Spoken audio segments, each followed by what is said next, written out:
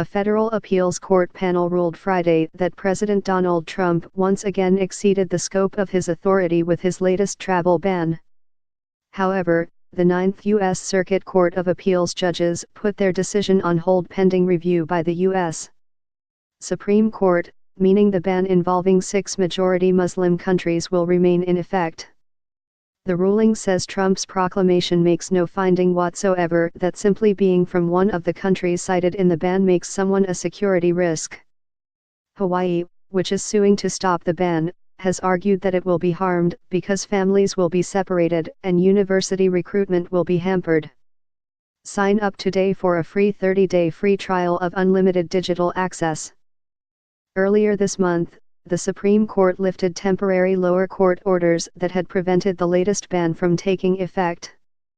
The status quo was maintained when the Ninth Circuit stayed its decision, said Carl Tobias, a professor at the University of Richmond School of Law. The ruling was unusual, but it's a unique case, he said, noting the Supreme Court has not set argument dates because it has not yet decided to grant an appeal. Given the shockingly rapid volley of executive actions and court decisions, this is surely just the latest in a long series of battles to come. Mary Phan, a University of Washington Law School professor, said about immigration ban litigation. The judges focused on whether Trump had made a required finding that the entry of people affected by the ban would be detrimental to U.S. interests. Under U.S.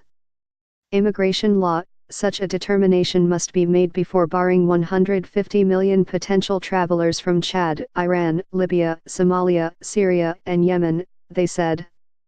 Department of Justice spokeswoman Lauren Airsom said the agency is pleased that the Supreme Court has already allowed the government to implement the proclamation and keep Americans safe while the matter is litigated. We continue to believe that the order should be allowed to take effect in its entirety, Airsom said.